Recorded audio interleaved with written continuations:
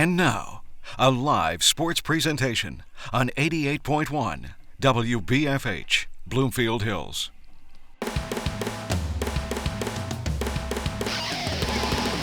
Blackhawk football is on the air.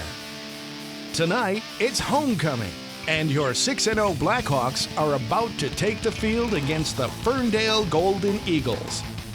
The Blackhawks are looking to post win number 7 of an already phenomenal season. Will they do it, or will they leave the cage in shame? Only time will tell. You're listening to live football coverage of the hottest team in town, the Bloomfield Hills Blackhawks, on the Biff Radio Network. Calling tonight's game, Jackson Bragman and Gabe Efros.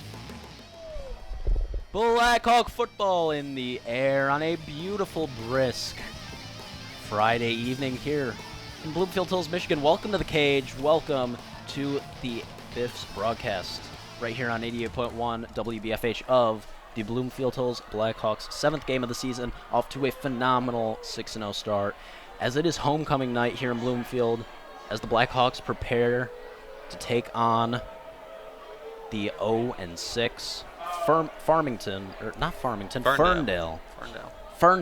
the Ferndale Golden Eagles.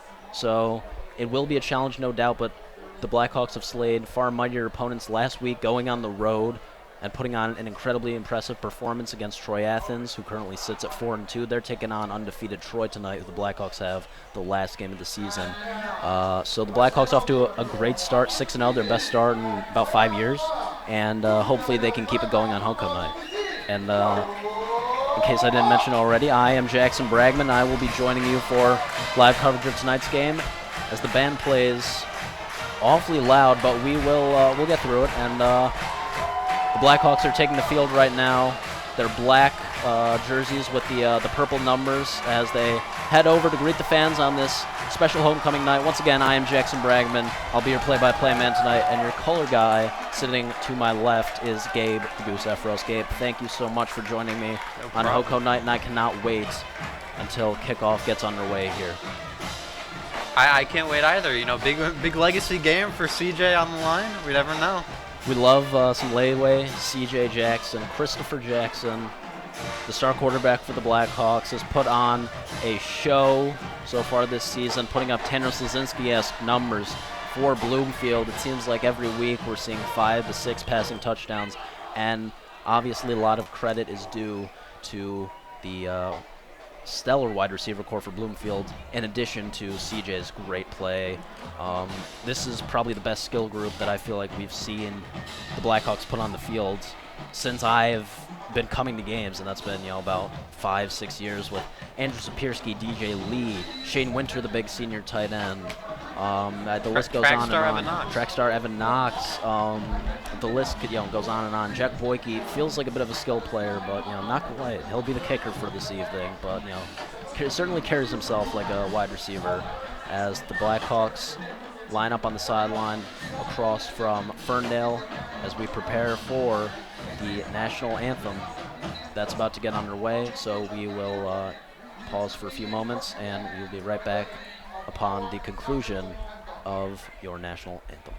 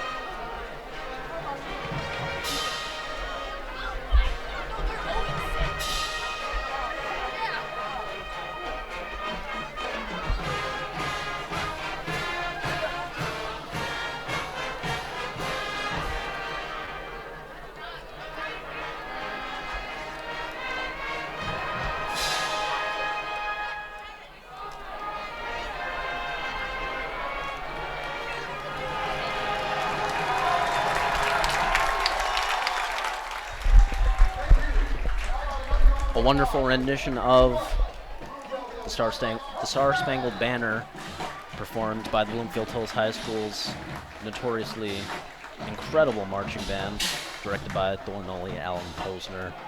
And that is certainly not the last of the marching band that we will be hearing tonight. They will be playing us through the evening on this very special game. It's homecoming night, ladies and gentlemen, and the Blackhawks are getting ready to kick things off to hopefully pick up their 7th win of the season. And being there last week on the road at Troy Athens when Bloomfield started out a bit sluggish. We're down 7-6, or I believe they were up 7-6 at the half, but certainly not the type of game that a lot of people envisioned. A lot of people saw it being a very high-scoring game with 2 very high-powered offenses. In the second half, we got a lot more points than in the first half, and 4 turnovers from Troy Athens forced by the Blackhawks defense, all coming in the second half, were ultimately what really led the Blackhawks to picking up a very decisive victory over Troy Athens. So an extraordinarily impressive performance last week, led by C.J. Jackson. We'll see if the Blackhawks can do it again on homecoming tonight against what many believe to be an inferior opponent in Ferndale. So we see the Blackhawks with their black jerseys, clean as ever, with the purple numbers on the front and the back. They're on the left side of the field facing, what would that be, east, I believe, and then to the west on the right side. From our point of view up here in the broadcast booth, we see the Ferndale Golden Eagles sporting white, brown, and gold on their helmets. As Ferndale will kick it off to start the first half, Blackhawks to receive. In turn, the Blackhawks will kick off to start the second half of this homecoming game. And there's the kick, fielded by what looks to be Shane Winter as he breaks a tackle, runs out to his right, juke move, and he will get pushed out of bounds around the 50-yard line. An outstanding return to get things started by Shane Winter. And the Blackhawks will set up shop around midfield. Gabe, what is the absolute must tonight that has to happen if the Blackhawks are going to execute their game plan and play their best football? Obviously, we gotta dominate the line of scrimmage every week. Have to dominate the line. Open up the run game. Gabe's a big fan of establishing the run. That is something that Coach Loria, Coach Alfano, Coach Ganley, they've all talked about at length, as establishing the run game early on, which opens up the passing game on early downs as the game progresses. So from the 50, Zach Bornstein, captain and center, will snap the ball to C.J. Jackson in the shotgun, who hands off to Cole Rodriguez, the running back, who will pick up a few yards. He will get to the Ferndale 47-yard line. That'll bring up 2nd and 7. Yeah, it'll be interesting to see. It'll be interesting to see how CJ performs on homecoming night here with big night, obviously, homecoming, inferior, what is believed to be opponent. Right, 6-0 taking on 0-6, but talking to David Hollins yesterday, Blackhawks don't really look at schedules and records, and they don't want to overlook any opponent. Jackson under center here. He takes the snap, pitches back to Rodriguez, who will pick up the first down after some hard running.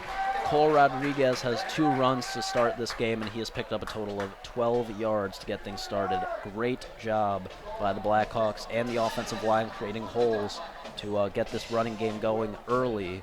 As Evan Knox comes onto the field for Jack Friesen, it looks like we might be getting ready to pass the football here on 1st down and 10 from the Ferndale. That is the 39-yard line, goes.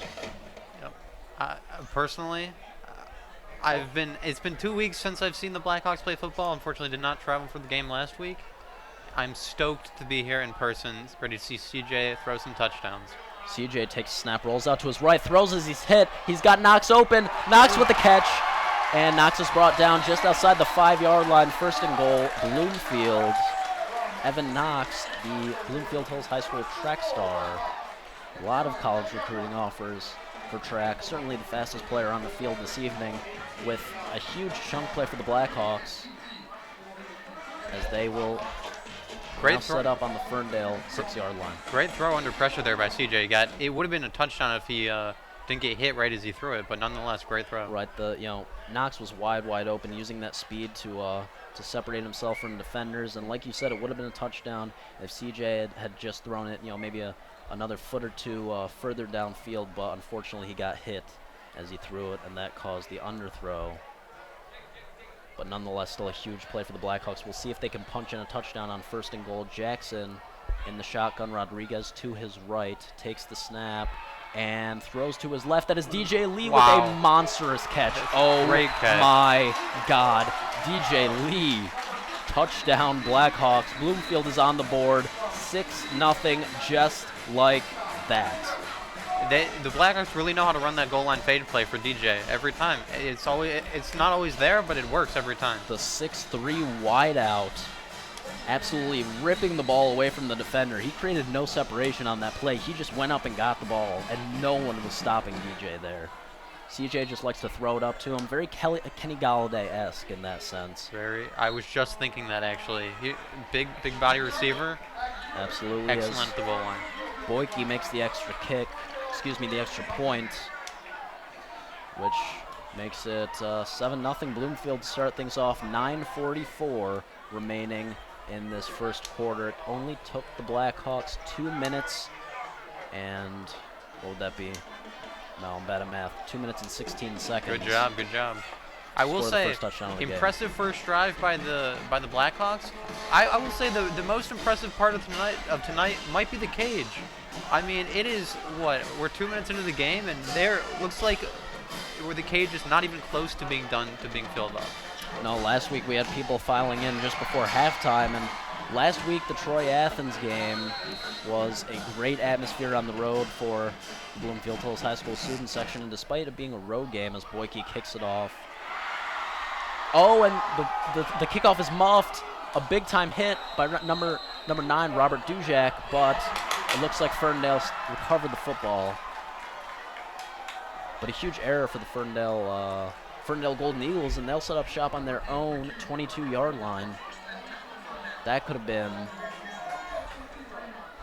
brutal for this Ferndale team, who has absolutely no momentum on their side right now. We saw the Blackhawks on the offensive line of scrimmage. Now we'll see them on the defensive line of scrimmage. Last home game, we had a few monster games. We'll see if that can happen tonight too. Robert Dujak, the one of note, certainly was the player of the game. Last home game against, would that have been Farmington? Yep, Farmington. And Robert had, I believe it was 2.5 sacks, a few tackles for loss. He ended up with an interception that game. He was an absolute monster off the line of scrimmage. We'll see if he can duplicate that performance tonight as Ferndale hands it off. The running back, number 4. That's Darnell Bates, who will pick up a couple. Bringing up 2nd down and around 7 yards for the Golden Eagles.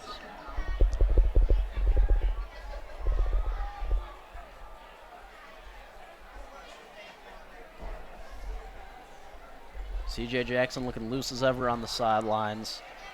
As we know, his calm demeanor has been the mantra of this team all season long. He is unfazed by the pressure, and he is just enjoying himself on the sideline right now, watching his defense put in some work. Hopefully the Blackhawks can get a 3-and-out here as Ferndale goes back to the run, and that will not be to their avail. That'll be Darnell Bates again running the football. He'll lose a yard on the play. That's going to be 3rd and long, 3rd and 8 more specifically for the Ferndale Golden Eagles. Huge play for Ferndale. They're also going to have to punt it away. Blackhawks look like they won it on both sides of the ball. Yeah, and we know how intense the students and the players and the coaches get on game day in school. We see it with our own 2 eyes. So certainly executing phenomenally to start things off here this evening. 3rd and 8. Wide receivers lining up out wide. We expect Ferndale's quarterback, Darnell Bates being the quarterback. I had the wrong, although he ran the ball. I was confused a little bit there. Darnell Bates is the running back. He was in the shotgun there, takes the Wildcat snap, and he almost picks up the 1st down. Maybe he got it. Looks like the referees are having a discussion right now to figure out whether or not He's short a little bit. he's a little bit short. Is this a situation where you go for it? I think you have to if you're Ferndale. You're already down 7-0 so early. I think if you punt the ball away to this explosive Bloomfield offense, it might be a mistake when you're. Yeah, I know you're in your own territory, but I feel like, when you're so overmatched in this game, I feel like it might be the right move for Ferndale to go for it, and it looks like that's exactly what they're going to do. This could be a situation where you see play action on 3 straight run plays. However, yeah, throwing on 4th and short from your own territory, not always the best idea, unless you're, Andy Reid and the Chiefs. Oh, and the cage forces a timeout. Oh my goodness! 4 minutes in the game, and the cage is already forcing a timeout. That's crazy. Cage isn't quite at full volume yet. However, a timeout is called over on the Ferndale sidelines.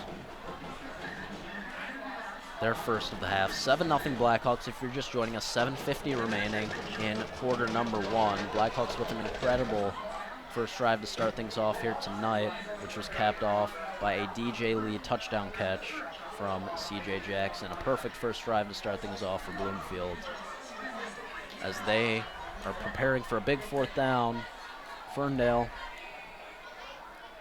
still deciding, it looks like, whether they're going to punt it or go for it. I think they're talking over the play, and I do think that they are preparing to go for it. Darnell Bates, the quarterback, lining up under center. Behind him, the running back Jabari McComb. Oh, they're going to sneak. Oh, the fullback dive. Yeah, they pick it up.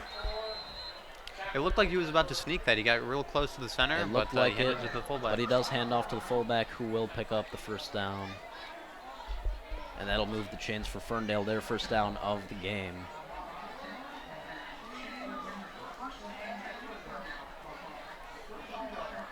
Ferndale on their own 35 as the clock winds down. 7:30 remaining in this first quarter.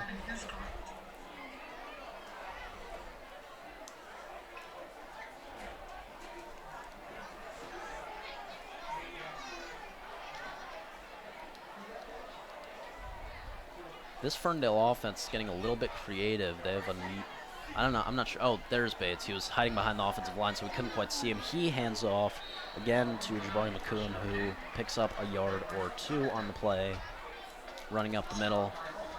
2nd and long coming up for Ferndale. Great job so far by the defensive line for Bloomfield, especially stopping this Ferndale running attack. With the exception of that 4th down play, they've done a really nice job thus far.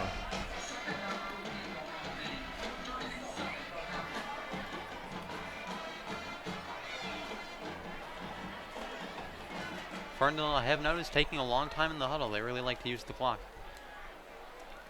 6:32 in the first quarter. 7-0 Blackhawks. Drew Speaks and Evan Knox, your outside cornerbacks. Another handoff, and this time McCoon breaks out to his left as he picks up the first down, and Moore, running along the sideline, steps out of bounds around the 50-yard line. And you'll see where the referee marks him. It looks like it's going to be somewhere near the 50. That looked like a triple option. That was a triple option coming to the left side. It looks like the D-line not so much replicating the O-line on offense. Not yet. The O-line providing plenty of protection for CJ on that first drive. The D-line not off to their best start yet, that is for sure. And there goes the cage, their first big chant of the game. Let's go defense.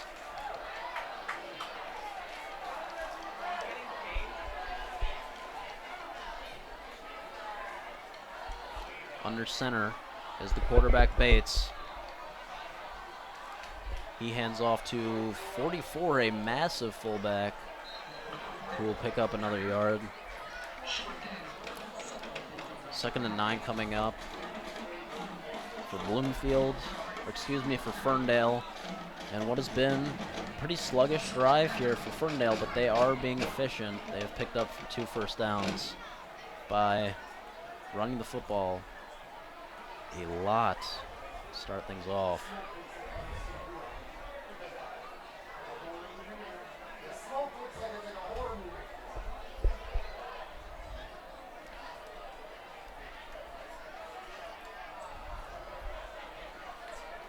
Very interesting, perplexing game plan for the Ferndale offense. Start things off, but they have not been stopped yet. In the shotgun now is Bates, who steps back, fires across the middle. The pass is caught by number 2, Corday McAllister, who will pick up a first down off that catch across the middle of the field. He'll be marked down around the 39-yard line of Bloomfield, and Ferndale continues to move the chains. 5 minutes remaining in the first quarter, 7-0. Blackhawks lead this one on homecoming night. Yeah, it doesn't look like Ferndale is looking too much for those chunk plays that you see offenses go for so much these days. They are looking to move the ball slowly and steadily, and I'm not sure if that's going to be able. I'm not sure if that's maintainable throughout an entire game, but they are certainly off to a great start on drive. The I form is certainly a blast from the past. I don't think.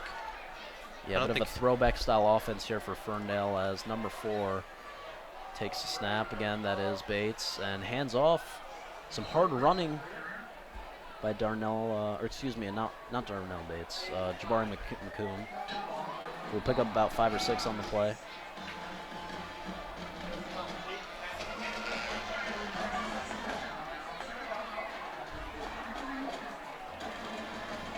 Ball spotted on the 32 of Bloomfield.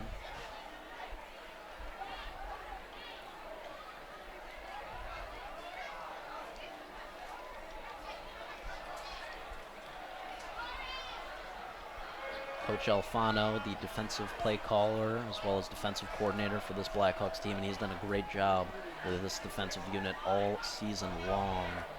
But Ferndale has given them some trouble on their first offensive drive of the game, Goose. Yeah, I don't know whether it's the formations or maybe the play call, but they have been gaining 5 through 6 yards pretty much every play. Bates takes the snap, and he'll go with a bit of a wild card. He'll run it up the middle, but a fumble. And Alan Spencer picks up the fumble. He's running the 30, the 20, the 10. He stumbles down inside the 10-yard line. Alan Spencer, the defensive tackle, and a member of the Bloomfield Hills High School homecoming court, Alan Spencer, with an incredible defensive play. One of the most fan favorite. One of the most decorated, I'd say, people in school history. No doubt about it. Everybody loves Alan Spencer. The big number 53, tumbling and rumbling his way down the field. Get this man an oxygen mask on the sidelines. The Blackhawks are going to be spotted on kind of in between the 9 and 10-yard line, it looks like. Yeah. After a great defensive play. And that will certainly stuff Ferndale's momentum. That's pretty much the worst case scenario for Ferndale. They're moving down the field using the clock, and then a big turnover just kills everything they had going for the last 5 minutes. Right. Jackson under center here. Rodriguez behind him. A fake pitch to Rodriguez and a handoff to, we can't quite see who that was. That might have been Shane Winter. No, Jack Friesen, who will lose a couple of yards on the play. Nothing he can do there. The defensive line of Ferndale doing a great job to get after CJ and Friesen. But an interesting kind of creative play call there. I like to see when Dan Laurier gets a little bit creative.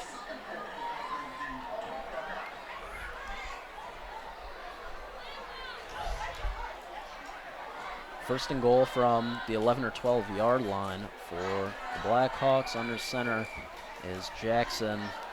Again, Rodriguez behind him to his right. They have DJ one-on-one on the left side. Sikorsky to his left.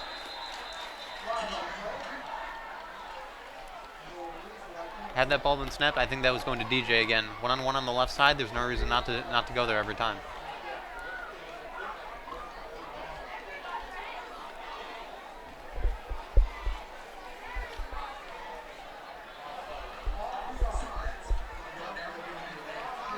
.238 remaining in this first quarter. 7-0 Blackhawks lead, and they're knocking on the door of Ferndale again. And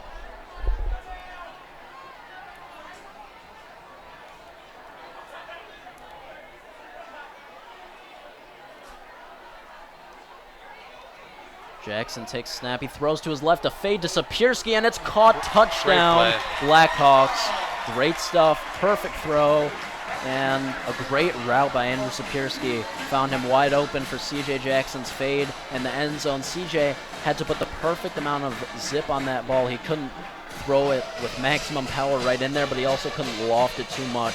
He perfectly executes the fade over to the left side of the end zone, which scores the Blackhawks' second touchdown of the game. They now lead this one 13-0 as Jack Boyke prepares to attempt the extra point. The extra point is up, almost blocked, but it is up and good nonetheless. Jack Boyke with his signature bow and arrow celebration after that one.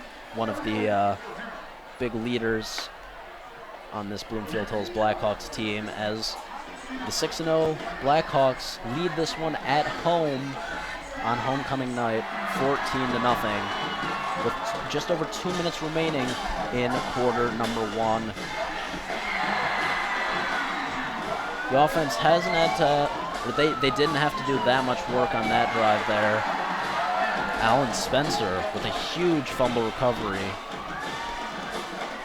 found the Blackhawks in the red zone to start that drive, and then C.J. Jackson with his second touchdown pass of the game. A great throw over the top to the left side of the end zone to Andrew Sapirski. It'll be interesting to see the Blackhawks defense and how they react after seeing the Ferndale offense for the first time. The kickoff is taken by number 8 for Ferndale, that is Jabari McCoon. And almost surprised he didn't get a face mask penalty there. It looked like he might have been grabbed, but no flags down on the play. And Jabari not seeming to be arguing, so maybe I saw it incorrectly. These high school players, they aren't like some of these NFL players who, whine for a penalty all the time. Very true, very true. That was a good point. Although if I got my face mask grabbed, I think I would be a little bit more upset than Jabari there, but the composure certainly on display. After, by the way, what was a great kick return, and that finds Ferndale on their own 37, 38-yard line. It was a great job by McCoon there.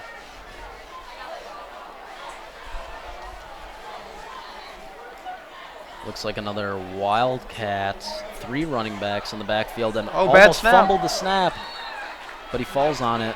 Number 8, McCoon, who directly took the snap at the running back position. Almost went over his head, but a great save. And they'll lose a couple of yards, but more important for Ferndale to make sure that they maintain possession of the football. They wouldn't want a fumble on their second drive in a row to start things off.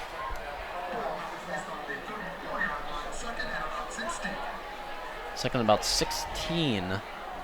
PA announcer has informed us coming up for Ferndale. We'll see if Bates is back on, and he is. This drive, very interesting. He likes to line up, when he's under center, he likes to line up right next to the center. Very, very close, but this time he's in the shotgun. He drops back to pass. Defensive line gets great pressure. He throws downfield, and it is picked off by Evan Knox. Evan Knox, he's a runner, he's a track star with his first interception of the season, playing both ways tonight. Receiver, as well as DB, as well as some special teams. So doing some kick returning, some punt returning as well for the Blackhawks. Big time pick for Bloomfield in this game is going pretty much exactly how they envisioned it would. They are up 14-0 early with possession of the football. 1 minute and 11 seconds remaining in the first quarter on homecoming night. Yeah, it looks like the Blackhawks take that 24-hour rule seriously because they look extremely prepared. Absolutely. For those not familiar with the 24-hour rule, we will let you know about it after this play. Jackson is under center, Rodriguez behind him. The pitch to Rodriguez has been successful so far. It works again, or it doesn't. Thought he had a little bit of a hole there, but he did not. He is brought down behind the line of scrimmage is Rodriguez.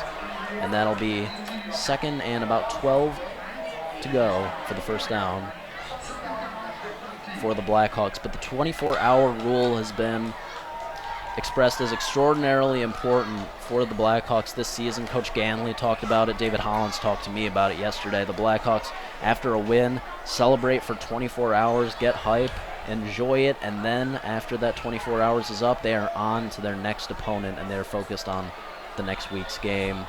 Looks like an offsides on Ferndale, maybe a neutral zone infraction. We'll see what the call is. Second time that's happened so far. Yeah, it is an offsides for Ferndale. Their second offsides of the game. That'll move the Blackhawks forward 5 yards. That's huge. 2nd and 7 is much more manageable than 2nd and 12. So extremely helpful penalty. We'll see if the Blackhawks can take advantage. The clock continues to roll as it does in high school after penalties. 10 seconds remaining for the Blackhawks in the first quarter. This will likely be the last play of quarter number 1 as Rodriguez runs it up the middle, and he is down at midfield on the Ferndale 49-yard line. And that'll do it for quarter number 1 of action here on the BIF Radio Network. Stay tuned for your call on quarter number 2, Bloomfield versus Ferndale. You're listening to 88.1 WBFH. When I was in Iraq, our convoy was hit. It was bad. After I came home, I could still hear booms and see tracer fire. Makes it hard to be a good mom. As America's veterans face challenges, DAV is there. I'm Naomi Mathis, Air Force veteran. With the right support, more veterans can reach victories, great and small. With help from DAV, I was able to begin to heal. DAV provides a lifetime of support to veterans of every generation, helping more than 1 million veterans each year. Today, I'm part of DAV. We're veterans helping veterans to get the benefits they've earned. And I give my veterans my all. But there's more to be done and more victories to be won. My victory is being able to be here for my children. Naomi Mathis, thank you for your service. May your victories inspire many more.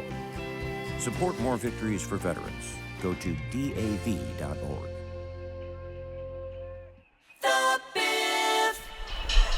Quarter number 2 getting underway here. Bloomfield Hills Blackhawks football. The Blackhawks on the 50-yard line with a 14-0 lead. As quarter number 2 is underway. CJ Jackson, was that a quarterback sneak as he picks up, he picked up like close to 10 yards there. And that's a first down on, I think that was third and two. So yeah, Jackson wanted to ensure that he got the first down. He not only got the first down, but he got a few extra yards. Fights his way down to the 42. I would say this is the Blackhawks dagger drive. Touchdown here, I think, maybe puts the game out of reach. I think it's comfortable to say at this point. It's a little bit early to say, but I think against a normal, competitive football team in the OAA white division, blue division, that may be safe to say. But that may not be safe to say, as Rodriguez takes the handoff and he will edge out the defense on the right side, and he scores. I think that was Rodriguez, his second touchdown of the season, and some flags down on the play. Looks like that one might be coming back. The refs don't want the Blackhawks to win.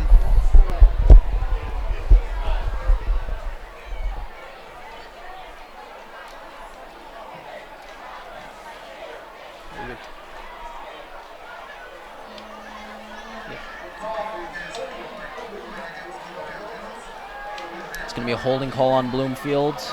The touchdown will not count. Cole Rodriguez, one of the greatest dudes you will ever meet. We love to see him meet. Such an important part of this team this season. He only has 1 touchdown on the year, though, so far through 6 games. Not because he hasn't performed at a high level, but it's just because this passing attack is so lethal that they have been scoring the football before Rodriguez has a chance to do it while rushing the football.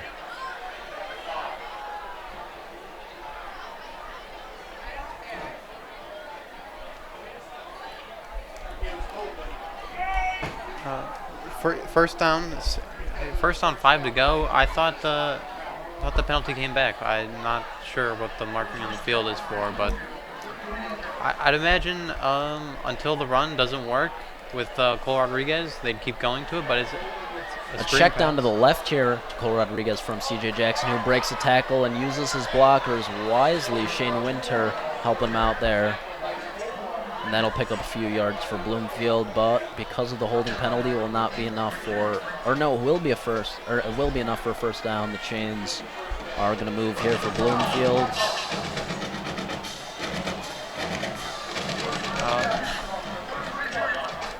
I can't imagine the Blackhawks will move move away from these plays designed for Cole out of the backfield. He's been so effective in pretty much every way they've gotten him the ball.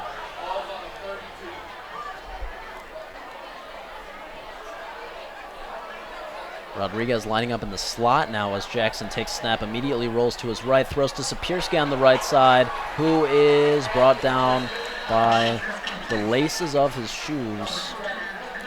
Not literally, but figuratively, almost broke a tackle, which would have likely led to a touchdown, but instead he's brought down on the Ferndale 15, and the Blackhawks are in the red zone for their third time tonight. 14-0 Blackhawks lead with 10 minutes to go in the second quarter. 1st and 10 for Bloomfield on the Ferndale 13-yard line. The red zone's been pretty much the only place where the pass has been the Blackhawks' go-to. Wonder if we'll see a play action here. Nope. Pitch to Rodriguez, who picks up some hard running, and he picks up a few more yards than I thought he would there after breaking some tackles. He's brought down around the 10. You gotta feel like one of these times I'm gonna be right, and they actually will run a play action, but I think like the 4 or 5 times I've called for it, they've just ran the ball. But I promise you, it'll happen one time, and when it does, it'll be magical. Maybe on this play, will we see a play action on this Perhaps play? Jackson already with 2 passing touchdowns on the night. We will see if they go back to the pass in the red zone. Jackson under center, Rodriguez behind him. Sapirski line up out to his right. Aaron Zekman, who had that phenomenal touchdown grab a couple weeks ago, out to his left, and perhaps a jump off sides there for Ferndale. No flags yet. Jackson with some trickery heads off to Friesen, who breaks a tackle and scores the Blackhawks' 3rd touchdown of the game. Great stuff for number 7, the fullback, Jack Friesen, who has been one of the most impressive juniors on this Blackhawks offense so far this year, as well as defense. An interception last week at Troy Athens, so he has been nothing short of solid, which would be an understatement, I feel like, so far this year. Blackhawks, similar to that game a couple weeks ago, pretty much everything aside from their first defensive drive, which this week did end in a fumble recovery, they've been pretty stellar, I must say. Can't really find a single flaw in what they're doing.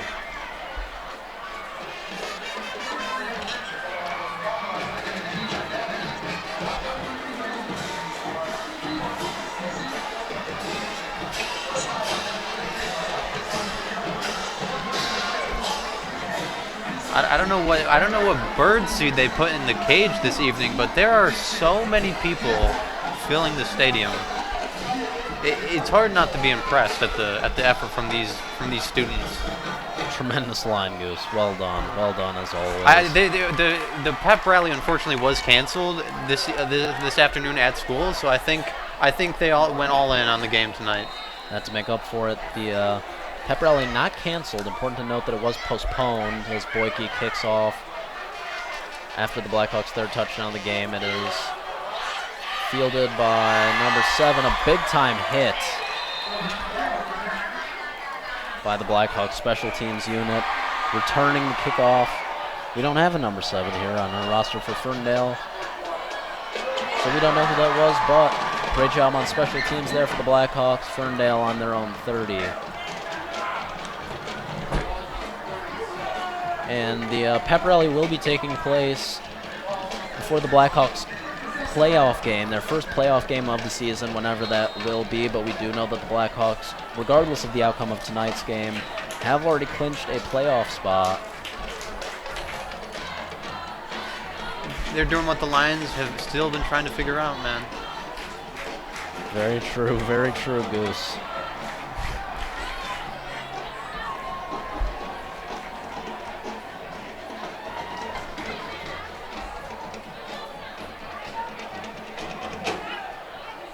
Darnell Bates, the quarterback for Ferndale, with some play action trickery. Number 2. Oh, but great coverage by Evan Knox. Great catch. Did he make that catch? Yeah, it was a great catch. Oh my God, he bobbled it in the air, falls down, and makes the catch while he's on his butt, I think. I mean, I don't know if Evan Knox could have played that any better. That was a great catch by the Ferndale offense. always against the Blackhawks. So 2 weeks ago, we saw that catch in a similar spot against the Blackhawks. There must be something on the opposing sidelines.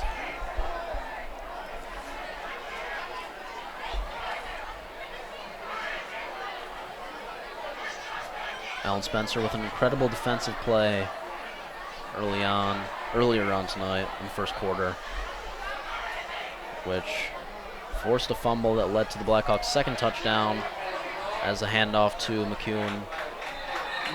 Will pick up a couple yards for Ferndale. They are still a couple yards short, though, of the line to gain. That'll bring up about third and around 3 yards for Ferndale. Blackhawks lead this one 21-0 with 7:45 remaining in quarter number 2 of action here tonight.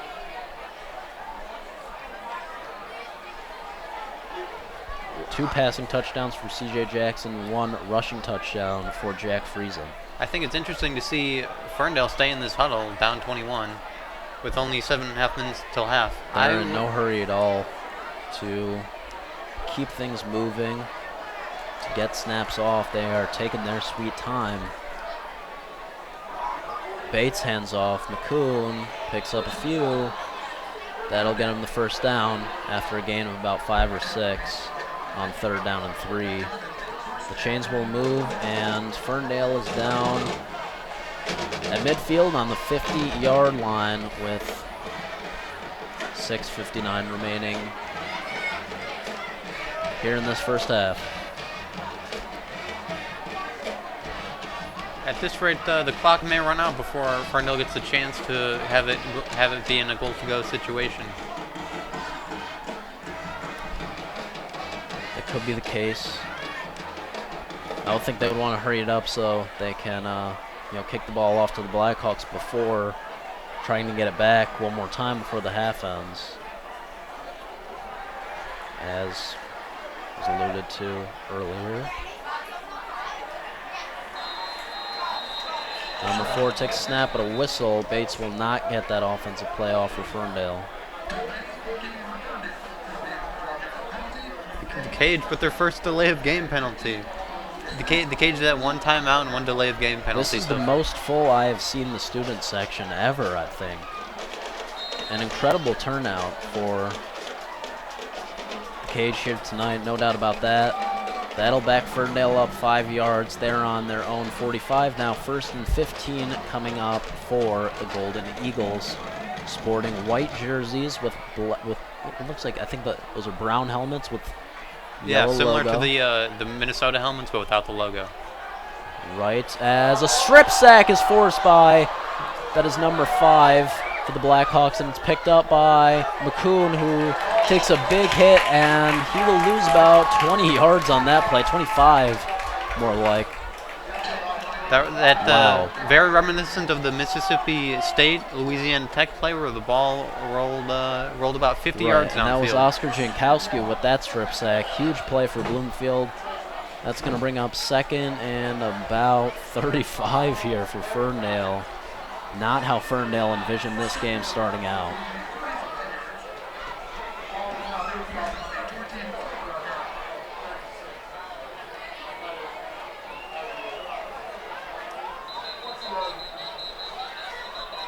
Whistles on the field.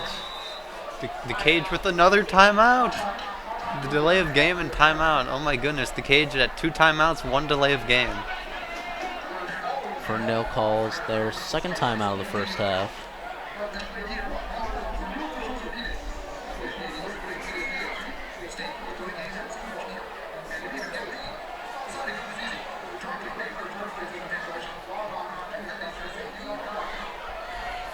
About 5.5 minutes left to go in the second quarter. Blackhawks up 21-0.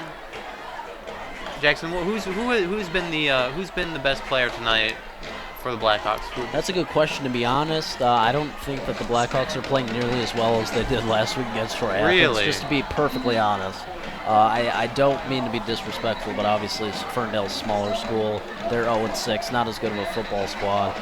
I would have to say C.J. Jackson. I think he's done his job. He's that one throw where he was getting hit on the run and completed that absolute bomb for a chunk play downfield to Evan Knox was huge.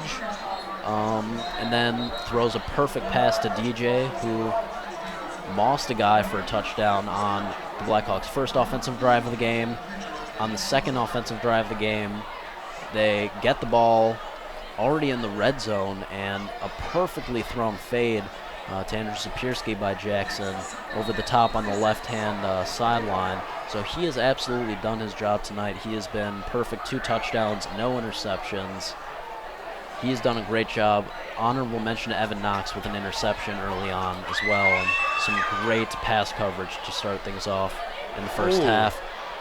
A slant route over the middle to number 2 for Ferndale. That is Corday McAllister, who has been the return man on special teams for Ferndale tonight.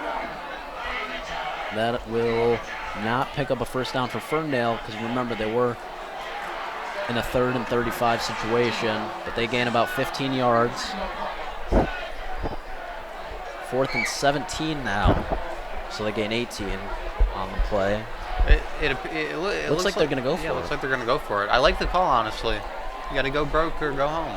Down 21, they're not quite in their own field goal range, where if they don't get it, it's automatic points for Bloomfield, but I think that's absolutely the right move.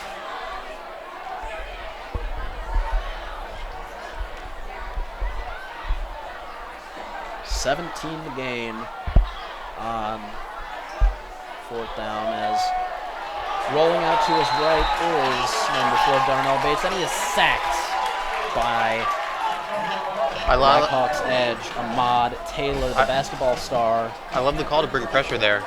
They're looking to pass. You just bring some pressure, disrupts his timing, and takes a big sack.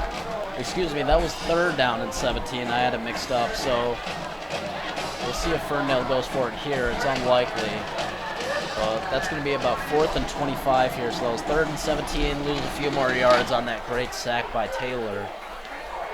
Nevertheless, great pressure call. 4th down, 3rd down. I love it. You know that they're going to pass, so instead of just rushing 3 and playing prevent, that's what I call playing not to lose as opposed to playing to win the game. So the Blackhawks taking chances, and it's paying off so far. The punt is off for Ferndale, and it will bounce out of bounds around the Blackhawks' own 47-yard line. That's where they will set up shop. CJ Jackson has been perfect tonight. We'll see if he can keep it rolling for Bloomfield. 21-0, Blackhawks lead in their quest to go 7-0. And when we talked to CJ a little over a week ago, that being Will Gardner and I on the Breakdown Boys show, which you can hear right here on the Biff Radio Network every Thursday from 3 to 5 p.m. Little shameless plug. He talked about missions and how the Blackhawks have a mission every single week and a game plan going into each and every game. Each time they win a game or complete a game, that is a mission completed, and there are a bunch of different steps and things that they have to do all week in practice and on game day to complete those missions. 6 missions down, looking to pick up 1 more tonight as Jackson hands off to Rodriguez in the backfield, who fights off some tacklers, but there's really nowhere he can go on that play. Falls forward like all good running backs do, but still loses a couple yards on the play. His offensive line not doing him any favors on that play. And that'll bring up 2nd and about 13 or 14 for Bloomfield. But as I was saying, Blackhawks looking for mission number 7 tonight. They take on Royal Oak, who is currently sitting at 2-4 heading into tonight. That game will be on the road next week. And then they will come back home for game number 9 of the season, and that will be a game that could potentially be a matchup of 2 undefeated teams. They will play Troy at home on that final regular season games. Blackhawks currently 6-0. Troy also sitting at 6-0 right now. Blackhawks will call a timeout here with 2:40 remaining in half number 1 to go. I got cut off during the last break, but I was going to say my MVP has to be Alan Spencer. I mean, quite possibly the play of the game with that fumble recovery and 50-yard run to set up the touchdown. In my eyes, that was changed the momentum and was the biggest play of the game, so I got to give him my player of the game. I feel like that was certainly the biggest play of the game, but in terms of who has had the biggest overall impact across a stretch of multiple plays, I think, Evan Knox with that big-time 40-yard reception early on in the first quarter, as well as an interception defensively, have been a little bit more impactful, as well as the phenomenal play of C.J. Jackson. But we all love Allen, and we all are super happy to see him get that great fumble recovery. So I'm not going to sit here and argue with you about that. That was really awesome. Blackhawks on their own 44-yard line. Carson Brodsky taking on the duties of the left tackle for Bloomfield this season. He is protecting C.J. Jackson's blind side. As Bloomfield gets in their stance, Jackson under center takes the snap from Bornstein. Hands off to Rodriguez up the middle, who is brought down by the seams of his pantalones. Number 9, Jordan Malone, played 2 ways tonight for Ferndale. That was pretty much the only opportunity they had. If Cole broke that, I think he could have gained a lot more, possibly even a first down. Right, that was there was a big hole up the middle there for Cole, and that was, as you said, a key tackle for Bloomfield.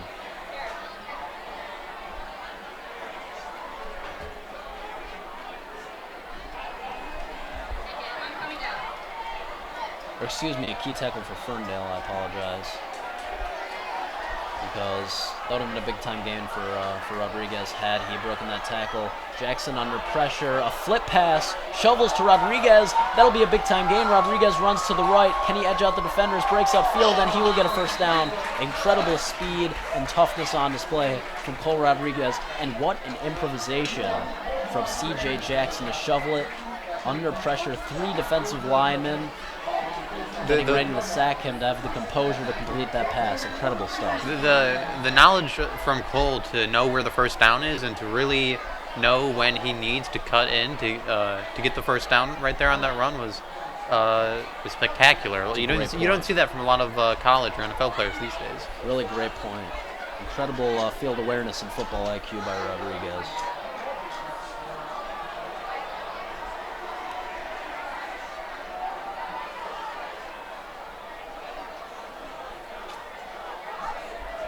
Jackson takes a snap under center, throws to his left, and Sapirski can't turn around in time on the curl route to catch that ball. 2nd down and 10 after the decision to pass on first down here for Bloomfield. Not something that we have seen too commonly in the Dan Lauria era in Bloomfield Hills.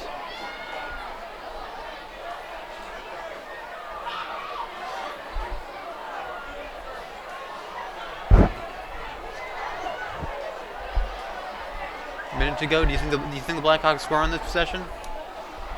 Just over a minute remaining. The clock currently stopped. They're on the Ferndale 40. I think that they at least get a field goal out of this drive. That's my prediction. A Jack Boyke field goal will make the score 24-0. C.J. Jackson throwing off his back foot to Shane Winter, the big tight end. Catches across the middle, breaks out to the left. A big-time stiff arm before running out of bounds around the 20-yard line. Huge gain for Winter, 20 yards, and a flag is down. Perhaps some taunting or some unsportsmanlike conduct. Not sure which side it's on, though, so we'll have to see. But that could be a very costly penalty for either side. Big-time catch by Shane Winter, who, coming into the season, we expected to be the best pass catcher on this Blackhawks offense by far. But he has been a little bit quieter than we thought. He's still been great, but he has been overshadowed a little bit, in my opinion, by the likes of Andrew Sapirski and Evan Knox, DJ Lee, some of the other wideouts that the Blackhawks have had who have really overperformed. So Winter, I mean, that just shows you when Shane Winter is the 3rd or 4th pass catcher on your depth chart, shows you how deep this receiving core is for the Blackhawks. Sorry to cut you off. Yeah, that's the first time I've really seen him make a really impactful play, and man, he can fly too. Aside from being super strong. Jackson takes under center, drops back, and a great defensive play by number 18, Daniel Young for Ferndale. The sophomore, Daniel Young. What a great name. I know Gabe and I like to break down some of the best names in college football, NFL football, but I think Daniel Young, it's not too extravagant or over the top, but I feel like that's, it's got a nice ring to it. Daniel Young, I think it's a phenomenal name. As he forces the incompletion off the C.J. Jackson pass attempt to, I think that was Andrew Sapirski. if I'm not mistaken. And that'll bring up 2nd and 10, Blackhawks on the 10-yard line of Ferndale Golden Eagles. I don't think we mentioned that the unsportsmanlike conduct was on Ferndale. I don't think apologize. I don't think we're going to see my dream of a play action here so close to halftime, but I would like to see them target Andrew Sapirski, who's always a 52 threat in the red seconds to zone. go. Jackson takes the snap, throws across the middle. Sapirski is wide open. Great call, Gabe. As Sapirski catches his 2nd touchdown pass of the game. C.J. Jackson, 3 touchdowns, 0 interceptions. Very few incompletions so far tonight for the Blackhawks QB. Dare I say, the best quarterback that Bloomfield has had in years. And yes, that includes Tanner Szynski. C.J. Jackson is unreal. People are talking.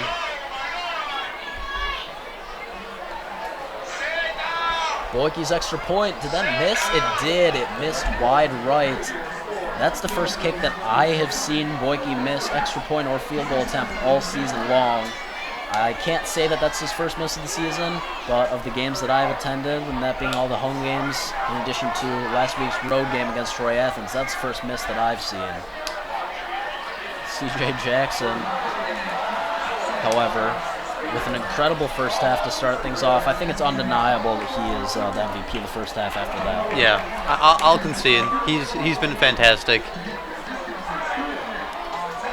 Not just this game. He really, I think. He's been incredible. It might be too early to call it, but are we thinking he's the team MVP? It's a good question. As Boyke looks to rebound that off his missed extra point, he kicks it off to Ferndale, who muffs the pump but picks it up. Good recovery there by 8, and that is McCoon, who breaks free. Boyke, the only man that he has left to beat, and Boyke with the big-time tackle, which prevents the touchdown for Ferndale. Jack Boyke, the kicker, getting in on the action, as he makes a great textbook tackle for Bloomfield. Ferndale has been phenomenal fielding their kicks aside from the first one. They've been great on special teams. That punt was, that kickoff was muffed, and McCoon, who was the return man on that one, picked it up like nothing was wrong. Starts running with it, and he gets himself all the way out to the Blackhawks' 34-yard line with only 37 seconds remaining in this second quarter. Ferndale's actually going to have an opportunity to put some points on the board before we head into the halftime locker rooms. Ferndale taking their sweet time in the huddle, as has been customary for them thus far this evening. Still lining up in the I form. Darnell Bates, the quarterback, under center, and I mean under center. He is right behind the center. Play action, throws downfield, and it's picked off by Andrew Sapirski, who might just be the new MVP as he breaks out to his left, evades another tackle. He is running down the left sideline and gets all the way out to the Blackhawk 42-yard line. 2 touchdown receptions, Great as well as an interception to cap things off for Andrew Sapirski. What a first half. Blackhawks lead at 27-0, and they have possession of the football. Great 21 seconds. Great awareness by Sapirski to turn his head around there, get that pick. Great defensive play, no doubt about it. We'll see if the Blackhawks want to take a knee here and head into the locker room with the 27-0 lead, or we'll see if they want to try to put maybe 3 more points on the board, try to get into field goal range for Boyke, or maybe even take a deep shot downfield and try to score a touchdown before we head into the halftime locker room. Doesn't look like they're going to take a knee here. Or maybe they will. They will. Jackson takes the knee. And the clock will wind down here in Bloomfield. A great start for the Blackhawks. C.J. Jackson off to a red-hot start. 3 touchdowns, no picks. He has the Blackhawks up 27-0 on homecoming night. Your halftime score, 27-0. Bloomfield Hills Blackhawks lead the Ferndale Golden Eagles. We're going to take a quick break here for halftime. We'll be back in about 10-15 minutes for the second half kickoff. Don't go anywhere. You're listening to 88.1 WBFH, the home of Blackhawk football. 88.1 WBFH.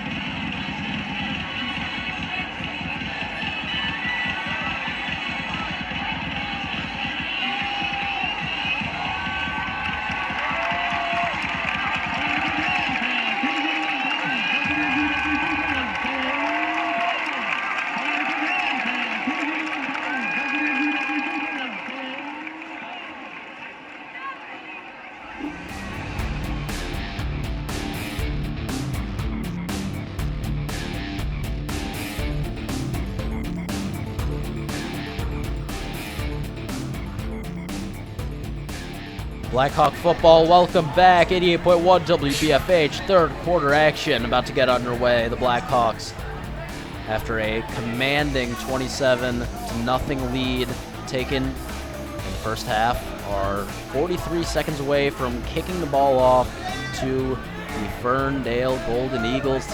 Blackhawks, 24 minutes, 2 quarters of high school football away from moving to 7-0 on the season, one of their best starts in years.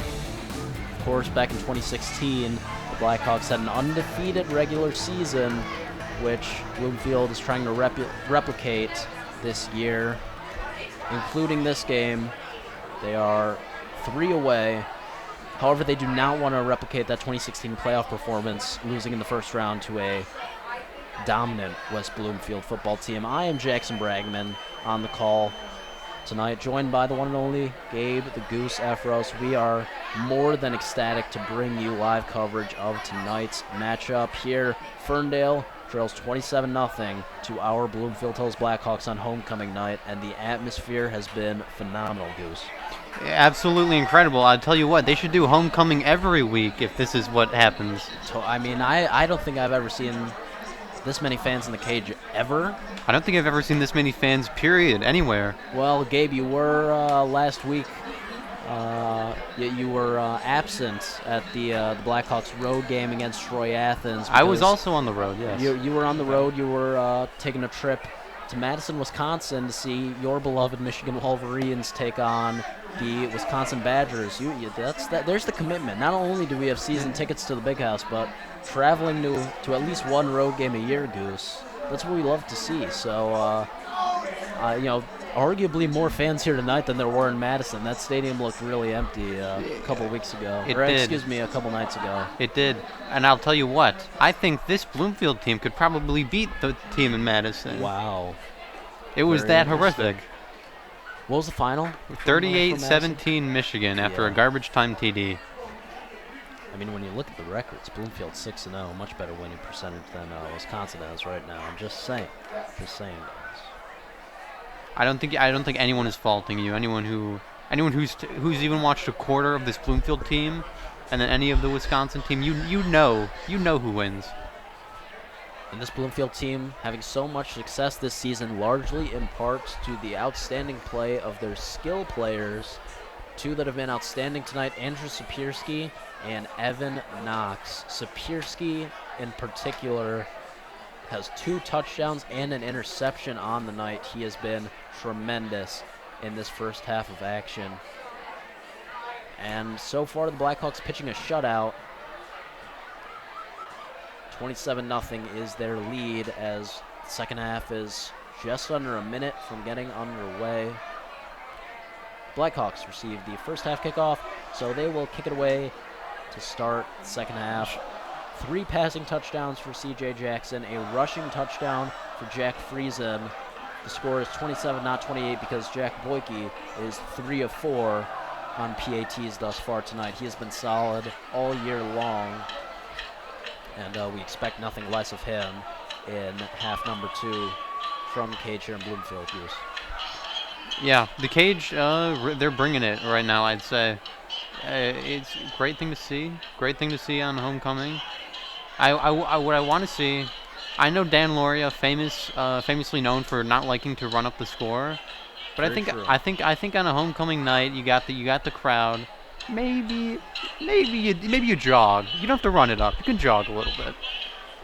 Jog up the score. I want to see some Duncan Cook action. I want to see my boy Carlos get in the game on some receiving downs. I want to see some of the second stringers get some action if the Bloomfield Blackhawks continue to ramp it up early on in the second half.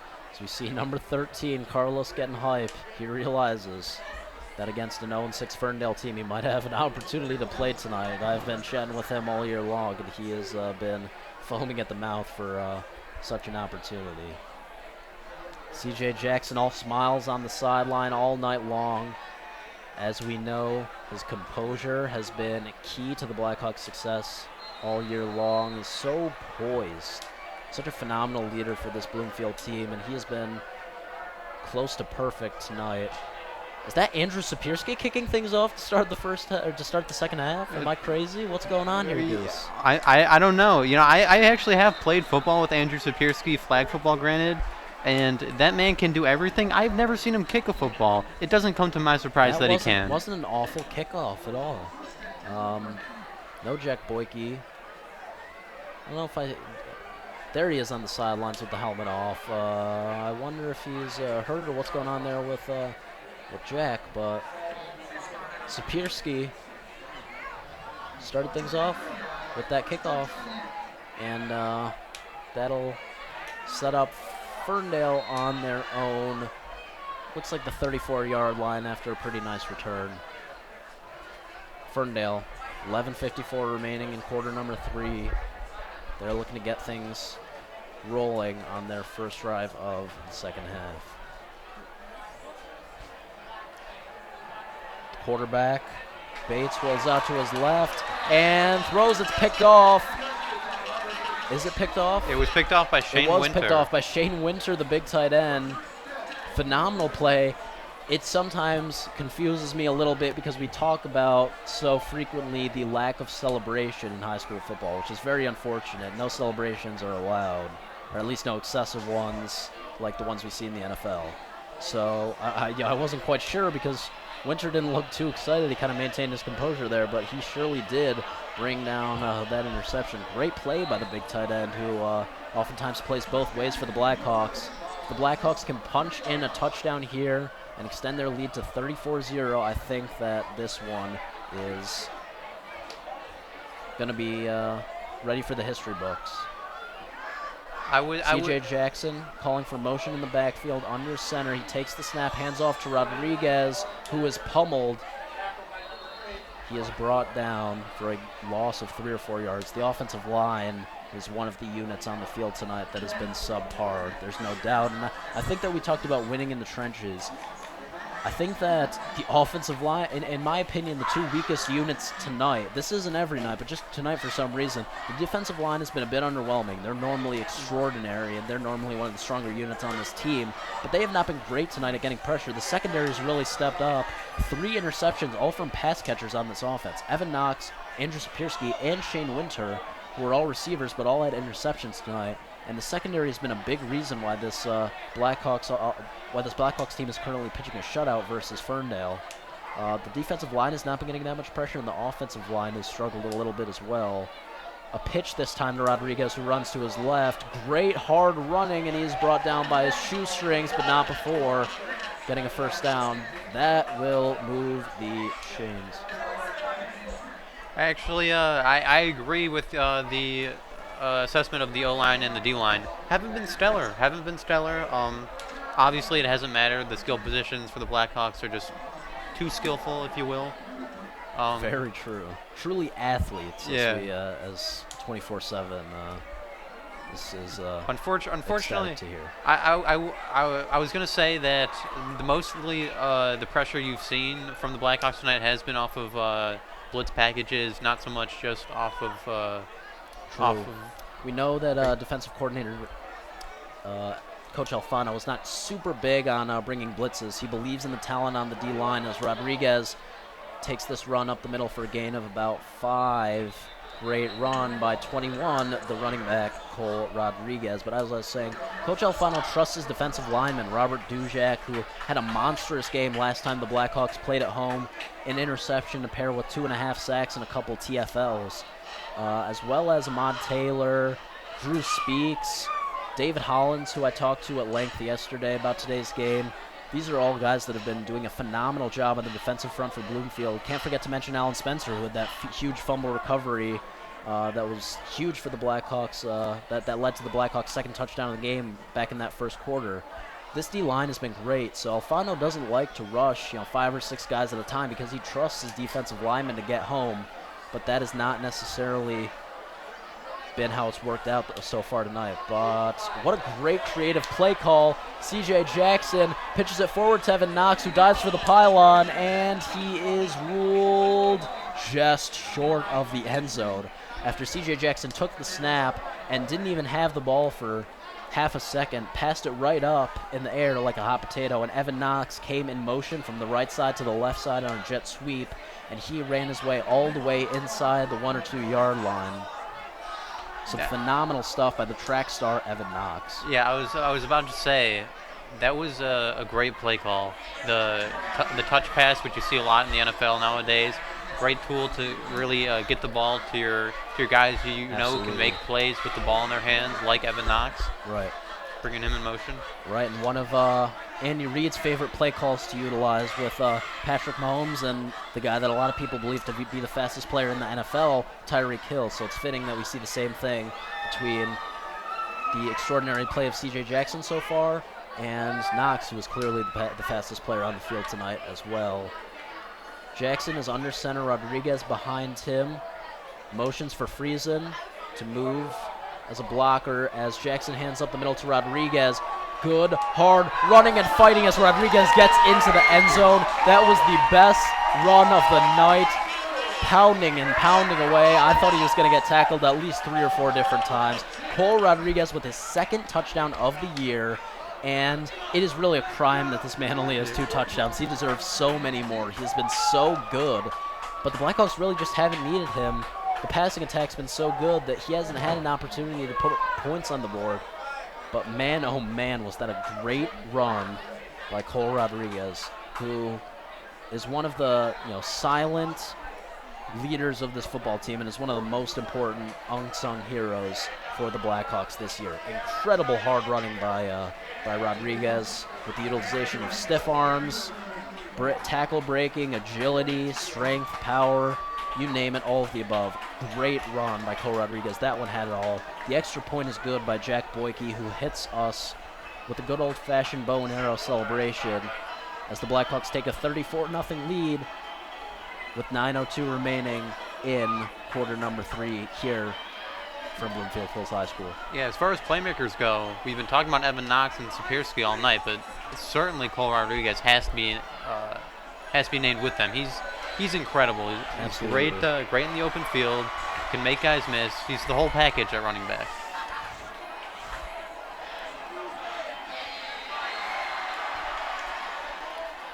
No doubt about that, Goose. We got Sapirski back there for another kickoff.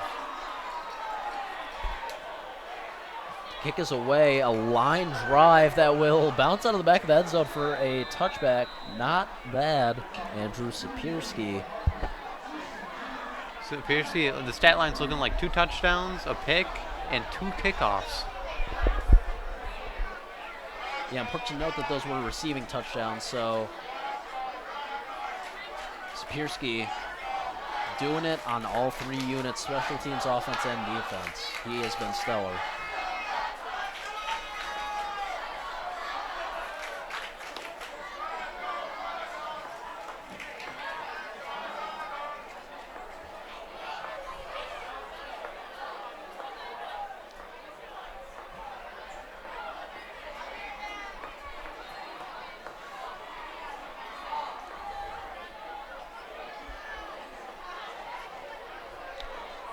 Nothing here, 9 minutes left in the third, and Ferndale just broke the huddle. Ferndale, as we saw in the first half, taking their sweet time in the huddle and no rush to make play calls or do anything. But that is when the clock is stopped. We'll see if the case remains the same as the clock continues to roll, as that passes in and out of the hands of Corday McAllister. Screen pass action off a ball from the quarterback, Darnell Bates. Ferndale's offense has put together a couple of drives that looked like they maybe got in field goal range, and put a couple of drives in which we thought they might have an opportunity to score, but in all of those situations, the Blackhawks came up with big-time turnovers. Bloomfield wanted the fumble and 3 interceptions or 4 interceptions here tonight. It was 4 because of that winter pick. The winter pick was the 5th turnover of the game, I believe. So, or no, was it 4? I believe it's 4. It's 4. The Sapirski pick, the Knox pick, and the winter pick. Yes, and then of course the fumble recovery by the one and only Alan Spencer. as Bates fires it downfield, incomplete for McAllister, who has certainly been the favorite target tonight of Looked like he had a Darnell step Bates. there. Looked like he had a step.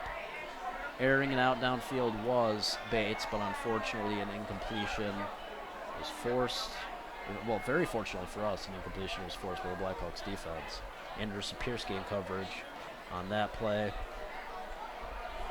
2 incompletions to start off this series for Ferndale. 3rd and 10 coming up. They're going to need to complete a pass of, 10 or more yards if they want to remain on the football field. At this point, you might want to go for it on 4th down, though, if you're Ferndale. Yeah, dare I say play action? I think we're past play action at this point. They gotta really, No, Bates isn't fooling anyone. He has got to sit back in the shotgun and just fire a pass, and that's what he'll do. Takes snap, rolls to his right. Robert Dujak with pressure. Ahmad Taylor with pressure, and he throws it right into the hands of Shane Winter, who breaks tackles and falls right down inside the Ferndale 10. The 2nd interception of the night for Shane Winter, the big tight end.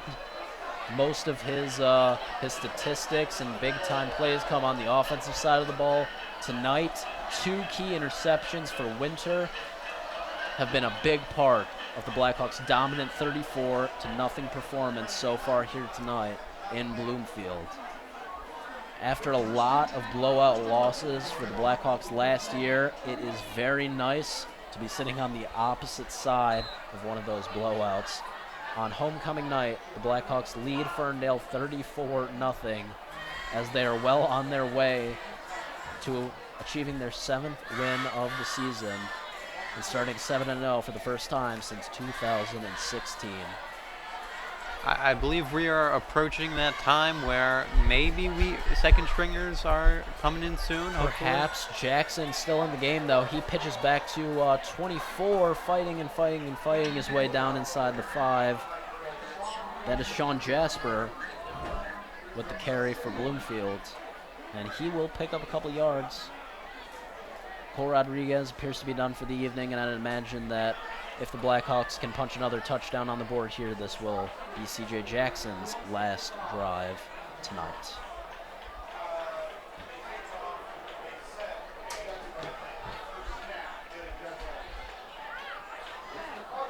Blackhawks look like they're finally taking a page out of Ferndale's book, going in the huddle. They're taking their time. Blackhawks want to let this clock wind down.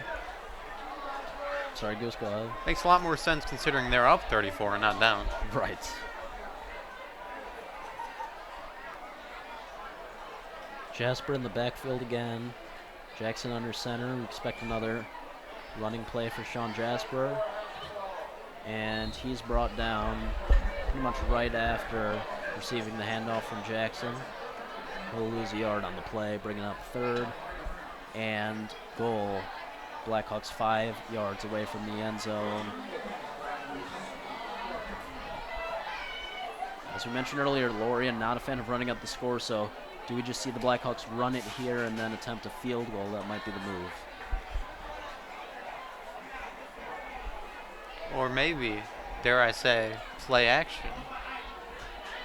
At this point, I don't think we're not going to get it maybe until next game or ever. I'm just going to... Has there been a single play action play tonight for the Probably Blackhawks? not. I don't think so. I'm not going to say anything about it again until it happens. I'm done speaking it into existence.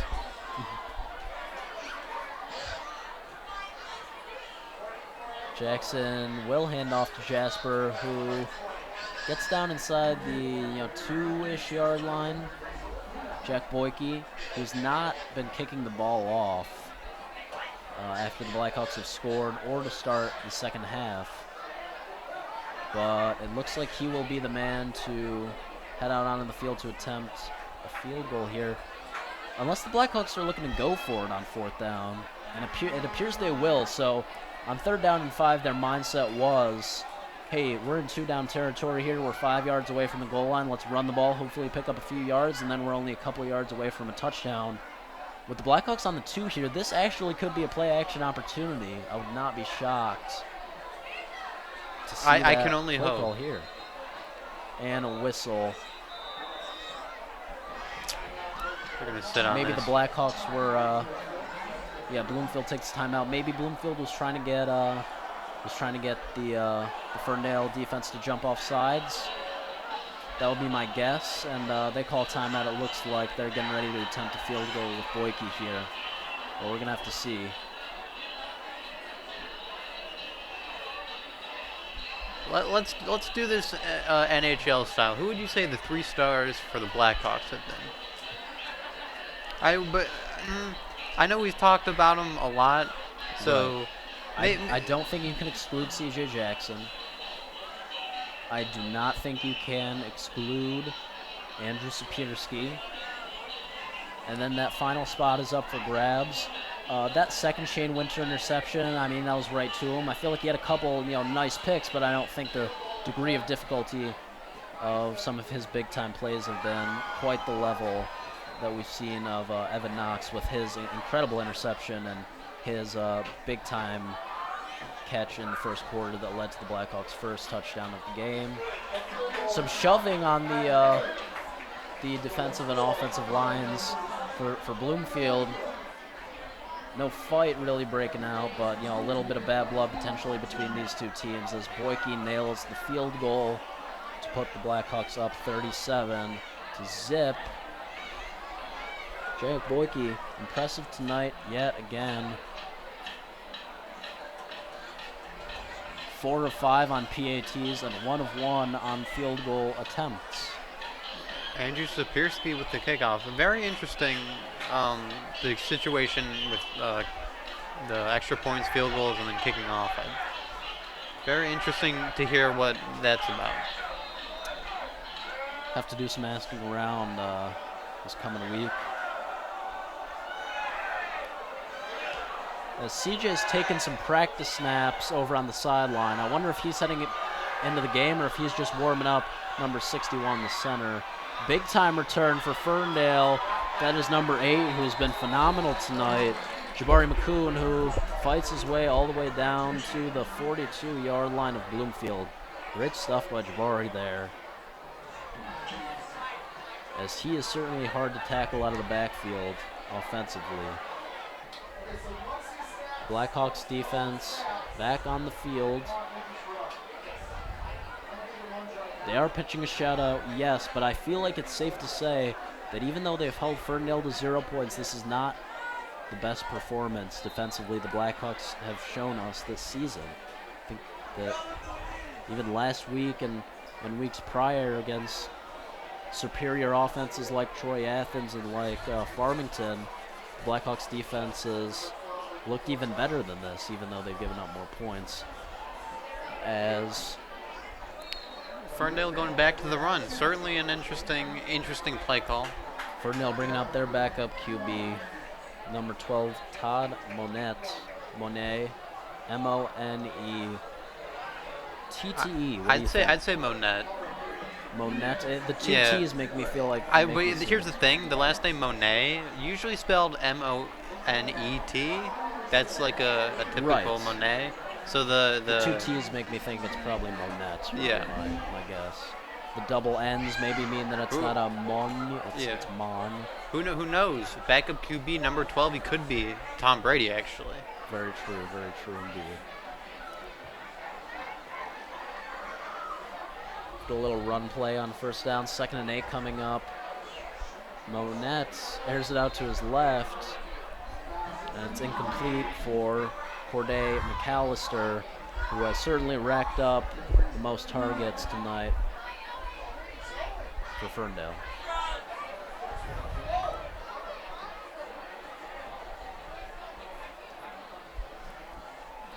Very, I'll say this, even down 37-0, it is nice to see Coach Alfano, I believe, talking to Evan Knox on the sideline, still coaching him up a little bit, making sure everyone's staying sharp. Absolutely, and despite Sean Jasper getting some touches at running back for the Blackhawks, Cole Rodriguez is still in the game at Mike linebacker here for Bloomfield. Bloomfield yet to pull their starters defensively. Sapirski and Knox, the cornerbacks. Speaks also on the outside. Speaks looks like he's playing a little corner, and Sapiersky and Knox playing safety. Timeout. Timeout by Ferndale. Their first of the half. Again, if you're just joining us, 2:57 remaining in this third quarter here from Bloomfield Hills High School.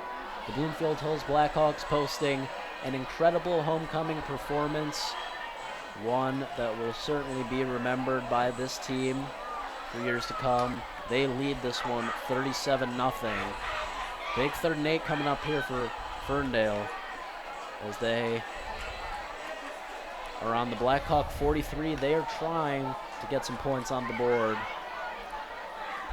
What I will say, at some point this evening. We did criticize the run defense. Not criticize, but, maybe they haven't been playing so well. Besides the first drive, they've been really good against the run. Maybe not so much getting pressure, but they have been good against the run.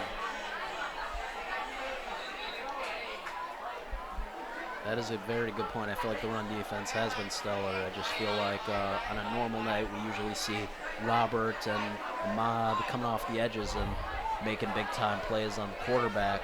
That has not been the case here tonight. McCoon, who's having himself a game, runs for about 11 yards down the left-hand sideline. And that'll move the chains. First down for Ferndale. As Alan Spencer, who has been phenomenal tonight, will come back on.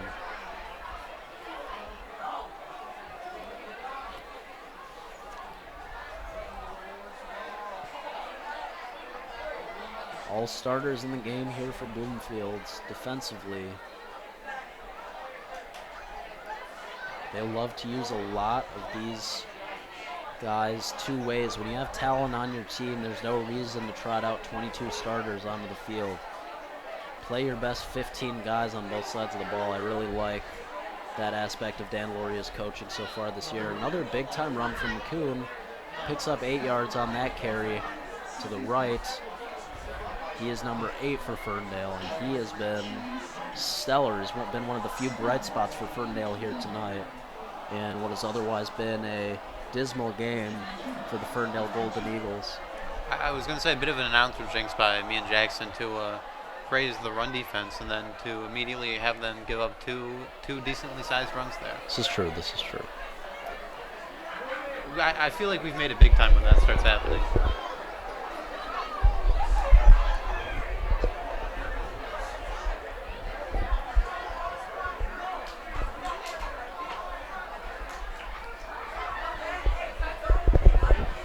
Another handoff to McCoon, and Shane Winter brings him down short of the line to gain on 2nd and 2. 3rd and 1 coming up for Ferndale. Oh, no, they will give him the first down. The chains will move, and another first down here on this third quarter drive for the Golden Eagles. Hey, I thought it was a robbery coming in. The whole gang is pulling up. And now they changed their mind. They want to yell and interrupt the broadcast, but then we let them in, and they don't want to show their faces. Terrible. It's despicable. Sam, you can come in for the fourth quarter. We will give you that. Fourth quarter. We'll let you in during the break. Speaking of fourth quarters, you know what time it is? Ladies and gentlemen, it is the witching hour. Yes, there's only one game, and this is not NFL Red Zone, but this is the witching hour. At this point, it's where losses will become losses and wins will become wins. More like loss will become loss and win will become win. Yeah, this one seems to be over. My throat is gone, Goose. I've been ecstatic all night long. You've been handling the lion's share of the work. My throat, you're doing a little bit better. Not a whole ton, I'd say. Unfortunately, did have my 2-hour show yesterday with Will. Again, that's the Breakdown Boys. You can catch us each and every Thursday from 3 to 5 p.m. right here on the Biff Radio Network. So that certainly took a bit of a toll, but yeah, tonight has been an extraordinarily exciting night for not only the fans, not only the players, but us as well up here in the booth. It's been a pleasure calling Blackhawk football all season long on Bloomfield's journey to 7-0. They're 1 quarter away, 17 seconds left in the half, and Important to note that I believe MHSAA rules state that a team with a 35-point lead or more will, or not a team, but if one team leads by 35 or more, then the clock will be running for the rest of the game, regardless of what the prior play was, with of course the exception of a touch or of a timeout. Drop back for number 12, the backup quarterback Monette. Throws to the end zone, and that is bobbled and caught. Oh my goodness, what a catch by Corday McAllister, the favorite target of the Ferndale offense. And oh my God, I mean, that ball was the definition of a 50-50 ball. Just kind of threw it up. I couldn't quite see who was in coverage there for the Blackhawks, but that ball was just bobbled up in the air, and it ends up falling into the lap of McAllister, who scores Ferndale's first touchdown of the game with 11 seconds to go in quarter number 3. Yeah, that was a fantastic catch. Great concentration, great hands. Great focus, great everything. 11 seconds to go in quarter number 3. Ferndale has nothing to lose. They'll go for a 2-point conversion. They want to get out of here with as many points as they possibly can. Incomplete. That was interesting. Monette takes the snap, and he walks into the offensive line. A bit of, it looked like a floater, like a basketball floater. But that was swatted down by Shane Winter. He was having none of it.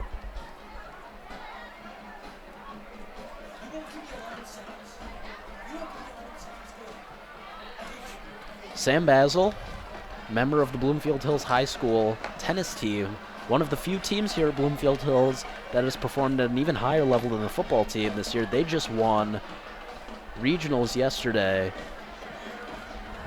and they're certainly one of the favorites to win the state championships in tennis this year. We're going to have Sam on for a little bit to start off the fourth quarter after our quick break. Not quite yet, though. We still have 11 seconds to go. So I'm getting a little congested. My voice is getting a little bit run down, but we are going to keep pushing through, Gabe. We're going to keep pushing through. Yeah, I was going to say, our biggest fish ever on anything, Sam Basil coming on. That's a big-time get for us. Yeah. That's a big-time get. Number 6 doubles this year. Hopefully we'll get some singles action next year. And a bit of a dud on that kickoff from Ferndale. That one will go out of bounds. The penalty marker flies from the referee, and because of the penalty on the kick that went out of bounds, Bloomfield sets up shop on their own 40-yard line.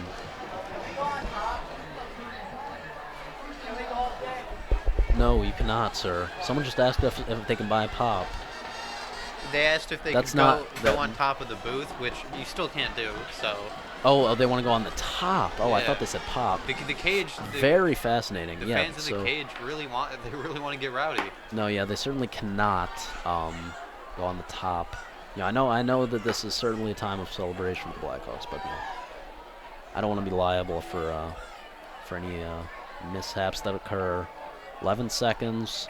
We expect Bloomfield to hand off to Jasper, who's in the backfield right now, and that will probably lead to the conclusion of the third quarter.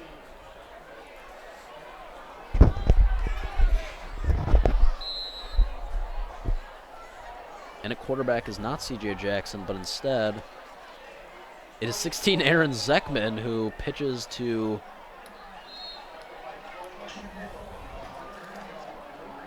Jasper. And that will do it. Jasper loses a couple, but the clock runs down on the third quarter of action here from Bloomfield Hills High School. We're going to take a quick break here. Stay tuned for state regional tennis champion Sam Basil, who will be joining us to start off the fourth quarter. This is 88.1 WBFH. To protect her home and family in a disaster, Karen was willing to wade through water, mud, and insurance paperwork. Yeah, I can do this. You go, Karen! By simply understanding and updating what her insurance covers and doesn't cover now, she'll be better prepared no matter when disaster strikes. Learn other simple ways to protect your home and family before a natural disaster at ready.gov. That's ready.gov. A message from FEMA and the Ad Council. Here's what's happening at the BIF. Spotlight your student groups and clubs. As we kick off the year, WBFH is a great way to share information with your classmates. Display your clubs or student groups by letting us at WBFH air a promo to spark interest in your club or association using the most listened to district-wide resource. Spread awareness for your clubs, groups, teams, and alliances. Here at the BIF, we are heard throughout the Bloomfield Hills community. Let us be your voice. For more information, contact us at wbfh@bloomfield.org.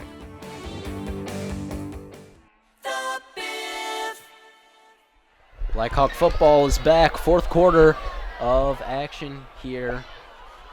As the fourth quarter is underway, a slobber knocker. Slobber knocker, as one quite the word. Jim Ross would call it. We are joined by... Oh boy. All right, well, hold on. There we go. Got us now, Sam? Okay. We're joined by... Is that too loud? Okay. Better. My name is Sam Dawson. All right, we're joined... Okay, hold on. You weren't on. Okay, there we go. Okay, I think your levels are good. Sam, you just won regionals yesterday for tennis. I'm the best alt in the state, baby. Let's go. Yeah, we're not to mention state champion, sure. Friend of the program. Absolute friend of the program as Jasper runs it up the middle for what'll be a couple-yard gain, but on 3rd and 18 it won't mean too much, and we expect Bloomfield to punt it away here on 4th down. Sam, I want to ask you first about tennis. We'll get to the student section and your thoughts on the game tonight, but it is a pleasure to have you here. I'm going to snap a quick pic for the IG. Get in here, boys. Let me turn the flash on, of course. I got to do it right. Fuck. Whoa, whoa. Fudgesicle. Yeah, no. Didn't say anything wrong there. No worries. We're all good here from the booth. Fudge! This fourth quarter. I'm looking forward to starting some off, big time punt by well. Boyke, by the way, which will take a big Blackhawk bounce. Oh! And it's muffed. Get him! That's the best punt of the season. No, it's not. No, it's not. Okay. So Sam, here are my questions. You know some of the football players definitely better than us. Who do you think? Who's your star of the game? Who played the best? Dude, I was standing in the student section. I'm not gonna lie. Didn't really see a lot because I almost slipped and died like 9 times. That's another thing. I'm gonna go with Andrew Shapiro. Yeah, that's another thing. We saw the cage was rowdy. They were going crazy. It's pretty annoying. Yeah, I can only just from the booth. Yeah, Andrew Sapirski, CJ Jackson, perhaps the team MVP played amazing. Shane Winter, 2 great picks. Your boy Jack Friesen with the touchdown run early on in that first half. We love to see it. We do love to see it. So, Sam, tell me about the mindset, the mentality of this tennis team for the Blackhawks this season, winning regionals. You didn't win. States are still coming up, right? So the season's not over. Yeah, states are next week. But obviously a big time accomplishment. It's not alien to the program for you guys to be winning titles like this, but what did it mean to this particular group to take home this regional title? For us, we were like, it was pretty exciting for this team because the past 2 years have kind of been not as prestigious as the previous maybe 5 years. So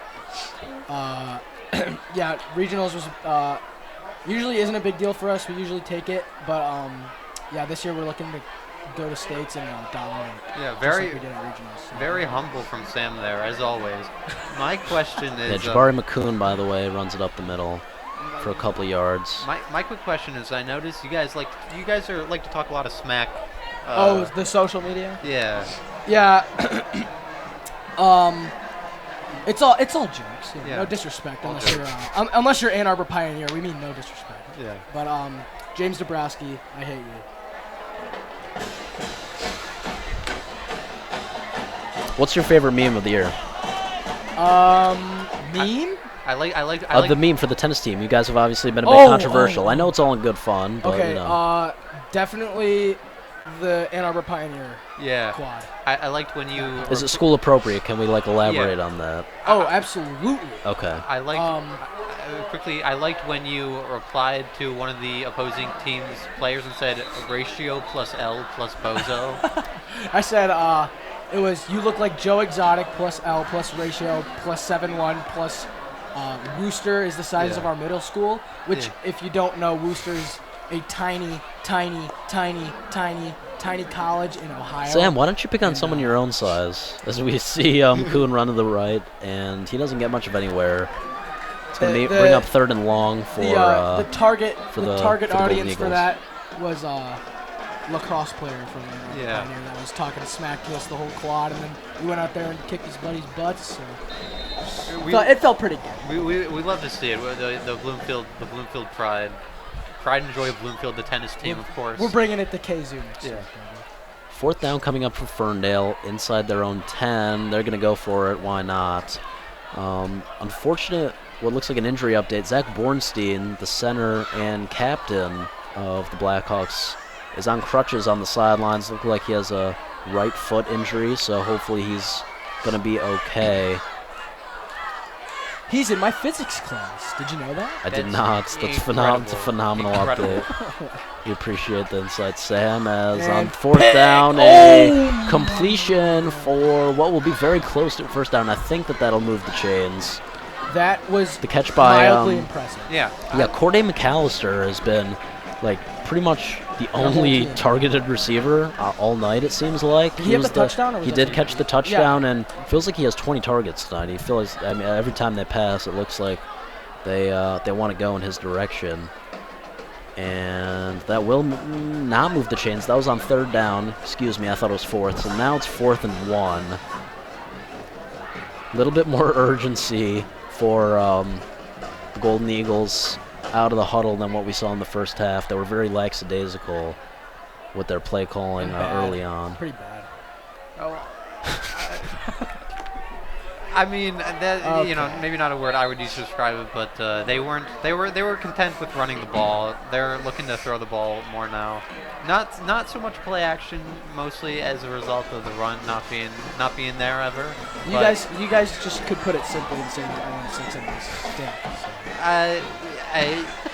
That's kind of not exactly how I would say it, but it certainly is a 7-0 team versus an 0-7 team. Well, or if I may, if you may, what we could have just said is, basically you have good teams, bad teams. It's all about as Charles Barkley puts it, Jimmies and Joes. The Jimmies and Joes are on our sideline.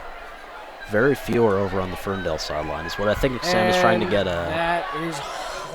This is WBFH Bloomfield Hills. B. Monette down the left-hand sideline. The target being, guess who? None other than Corday McAllister. Incomplete that time. Blackhawks are double covering him now at this point in the game, but they're still looking his way.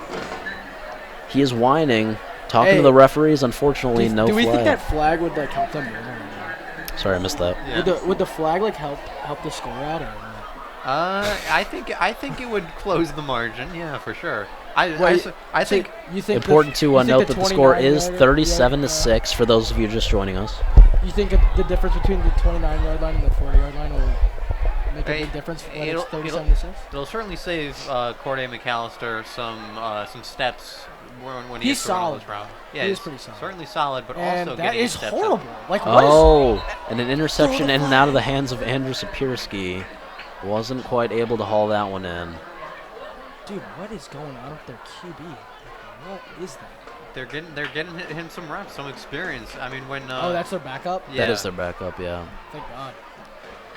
I mean, here comes the starter though, back in the game, number 4, the man Darnell Bates. Did you just call him the man?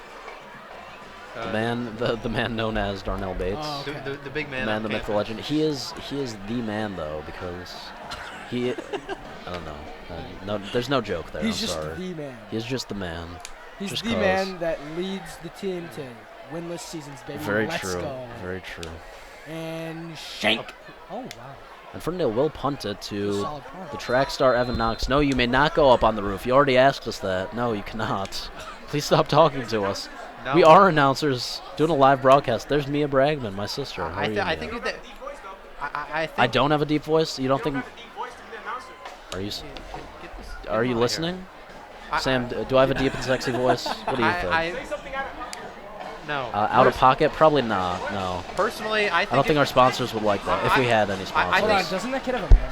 I don't know. I think if they come up here and ask to go on the roof again, I think we'll let them on the roof next time. It's very important to note that we're very close to being convinced here. Kid has a man. If you're just joining us, don't worry. You're not missing anything too important. The Blackhawks are leading this one 37-6 on homecoming night. Of an incredibly impressive performance for the Blackhawks. And do the students get to rush the field after that? We're getting. I'm pretty sure Officer Dave told me that last week when he was suspending me. No, I'm just kidding. Officer Dave roaming the sidelines. There was a "We Love Officer Dave" sign, and I saw the fans were nice enough to give it to him. Chatted a little with Officer Dave in pregame. Did Goose and I, and he is. As optimistic and positive as ever. All right, I have a bold take here. Sure. I think the Blackhawk fight song is better than any college fight song of all time. I would say Jackson is going to say this, but I'll say it first. It's just the Northwestern fight song. Which no. Yeah. Yes, it is. No. Unfortunately, it is. But ours is better because, when you think Bloomfield, you think Northwestern. It's Bloomfield every single day. I don't know if I'm going to agree with that. Yeah. I think Northwestern sucks. I don't know if I'm willing to put Bloomfield's fight song over the Victors quite yet. I'm sorry, but are Northwestern 6-0? Like, no, they're not. Northwestern's not about to be 7-0. Very true. Very true. Sam, did they beat Ferndale 37-6? No, they didn't. Nope. Well, the Blackhawks went on the road, put a beating on Troy Athens. However, they will not hang quite as many points on Troy Athens on Ferndale as Athens did. Athens put up 54 on Ferndale. We're only going to hang what appears to be 37. Maybe, at least maybe. that's the case with 5 minutes and 20 seconds left in quarter number 4. It doesn't matter as long as we get the dub. Yeah, as long as especially we get the W. Coach Loria, famous again for not running up the score. Blackhawks may not win 50-0, 55-0, but our character wins. I think very true. I think Coach Loria is a great counts, coach. in the words of one Bruce Perlman, a great member of the tribe, by the way. Not only does Bruce Pearl say that, he also is a known cheater. In fact, that is the joke. Yes, and Jasper gets eaten up behind the line of scrimmage, takes a big time hit.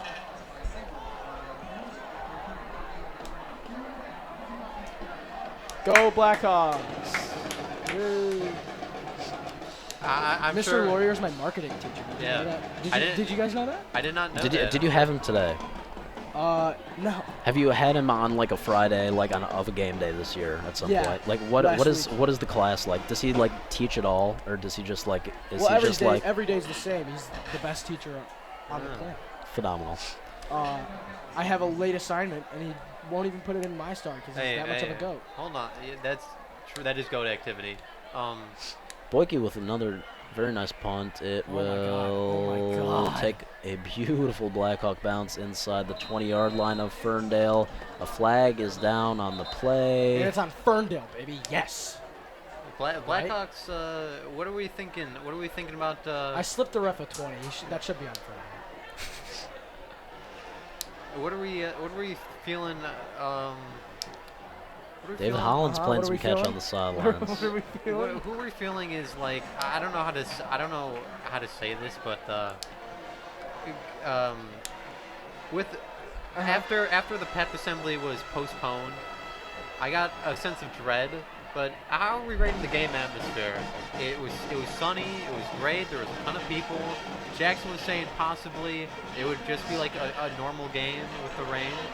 But hey, there wasn't really any rain. There wasn't really any rain. Like an hour or two before. Yeah, by 5:30 it kind of subsided, and we actually had a beautiful night for football tonight, as the penalty marker I would like to take a moment to talk about Allen's run earlier. That was tremendous. We were going crazy in the booth. I've never seen anything like that in my life. Why was he actually moving? Like he was. Allen was flying. absolutely rumbling and tumbling down the field. Dude, he was flying. I thought he was going to score. I really did. Pure athleticism out of Allen's basketball. Allen. He's just an athletic. A lot of two-sport athletes on this team. Allen being one of the school's top wrestlers as well. It appears as if the cage is preparing for something. I don't know what they could be preparing well, for. that seems to be my cue. Yeah. Sam's got to go. He's got to go vandalize the field. It was. Got to go cause some ruckus.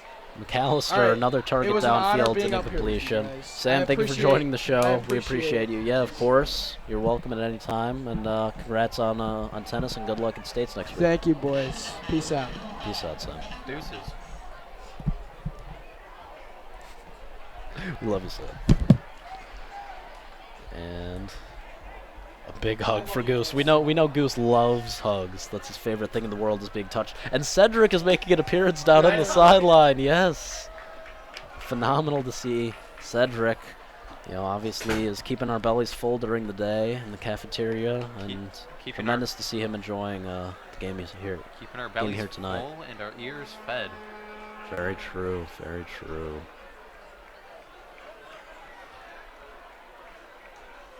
Sam now exiting the booth, looking bewildered, trying to figure out what's going on.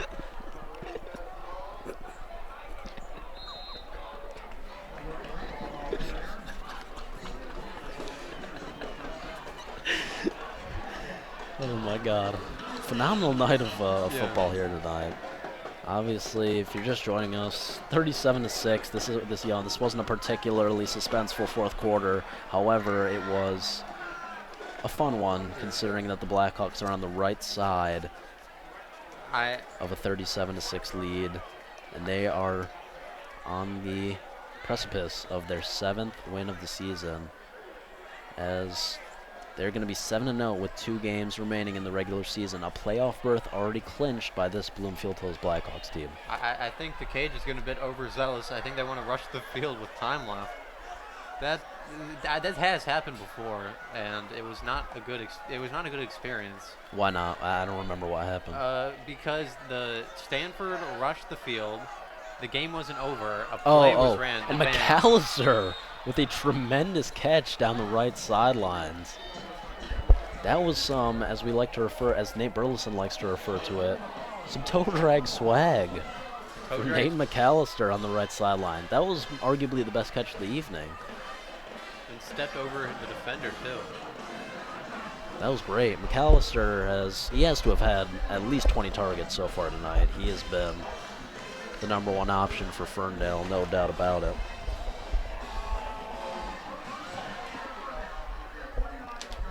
.257 to go in quarter number 4. 37-6, the Blackhawks lead. Ferndale now on the Bloomfield 49 with a fresh set of downs. Under center is Monette. The quarterback hands off to McCoon, who will get about 5 yards up the middle.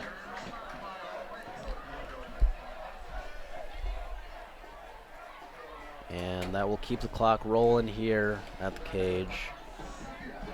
Not too much urgency from Ferndale, but I'm sure that they would like to perhaps get one more score on the board before the evening is over. 2:30 and counting left here tonight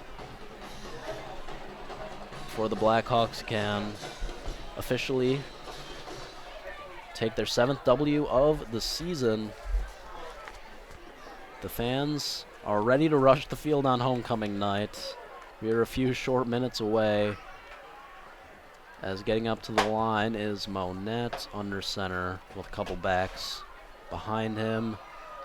And we expect Ferndale to just continue to run. Oh, no, a play action pass. He fires downfield, but it looks like ball kind of slipped out of his hands there. Flies out of bounds. Bit underthrown by Monette. And again, McAllister not too close to where the ball actually ended up, but he was the intended target on the play. I love to see the play action get some use, It's only taken however long in this game, but any play action is good enough for me. And we love to see CJ loose as ever on the sidelines, relaxed, joking with his teammates, talking to the fans. In the words of, who's it, Terrell Owens? That's my quarterback. That's my guy. It was T.O., right? That was Tony Romo back in the day? That was T.O., you're right on that. I'm so. not sure which team he was with. I think it was the Cowboys. It was either Maybe I'm wrong. It was either the Cowboys or the Eagles, and I know what clip you're talking about, but I can't. Would that have been? Who would have been, hypothetically? Would it have been Donovan McNabb? It would have been Donovan McNabb. Okay. I think it might have been the Eagles. Me and Jackson are going to go do some quick research. Ferndale runs to the left. McCoon picks up a couple yards. 4th and 1 coming up, we believe. Yeah, 4th and 1. Ferndale is going to be marked just short of first down to gain. And I was correct. It was in reference to great Tony Romo. Ferndale calls a timeout, interestingly enough. And I guess that they really want to put one more score on the board before getting out of Bloomfield here tonight. But this one's as good as over. 37-6. 1 minute and 11 seconds remaining here in Bloomfield. There are only so many of these suspenseful games that I can handle throughout my lifetime as a sports fan, and I love them. Don't get me wrong. I love a nice, close, down to the wire finish. But when your team's on the right side of one of those big time blowouts, it certainly does not hurt at all. As a Detroit sports and Michigan fan, I'm sure we both know what it feels like, and I do absolutely concur. Blowout win is nice feeling. The band playing as spirited as ever, and they are going to play the 7-0 Blackhawks out tonight. Yet another dominant performance by Bloomfield, and what a story. Dan Loria comes in this offseason, demands more out of his roster. They condition and ran each and every day as Monette fires to a new target that is number 9, Jordan Malone, but the pass is broken up with a big-time hit from Andrew Sapirski. Great play there from number 2, Andrew. Great stuff here from the Blackhawks to close this one out. And that was 4th down, so that'll be a turnover on downs. Ferndale, I think, is out of timeouts. Maybe they have one timeout, but regardless, I seriously doubt that they're going to call any timeouts. It's going to take 2 knees for the Blackhawks to run the clock out here, and that'll be a win. Was I saying something, Goose? I think I lost my train of thought. I don't know. I will say, much better job today by the Hammer Authority to keep people off the field prematurely. Yes. Yesterday, we did have a bit of an incident during the Blackhawk games. You know, homecoming week, spirit week, we love to get hype. And during the tug of war, which is always the final event of the Blackhawk games here at school, the fans did rush the field prematurely before the games were over. And student leadership and some of the faculty here at BH was not too thrilled with that. But, you know, that didn't stop the passion of the students that go to this school. Road games, home games, Blackhawk fans show up, and they show out. One more knee will do it. Zekman takes the knee. 7-0. Last week I put up the 6 fingers, and tonight I'll put up 7. Mission 7 is complete for the Blackhawks. 2 more to go undefeated in the regular season and head into the playoffs with a very strong high seed. For Gabe Efros, I am Jackson Bragman. Blackhawks win again. CJ Jackson, dominant as always. Andrew Sapirski, incredible on both sides of the football tonight. And the Blackhawks with an incredible 37-6 performance. And the scary part, Gabe, I don't even think that this is the best football they're capable of playing. Ferndale falls to 0-7. The Blackhawks improve their record to 7-0 on the season. Yet another incredible performance. Gabe, any closing thoughts before we get out of here? we're coming for that championship. Whichever one we can win, we're going to win it. Ladies and gentlemen, Loria is coming. He's coming, ladies and gents. And the fans will greet the football team. Incredible to see the players embracing this fan base. And I have never seen a sight quite like this one. Even the marching band coming out to greet this winning team on homecoming night. An incredible scene from Bloomfield Hills. Again, for Gabe Efros, I am Jackson Bragman signing off. Thank you for listening. The Bloomfield Hills Blackhawks are 7-0. Incredible stuff. Thank you for listening. This is 88.1 WBFH, the home of Blackhawk football.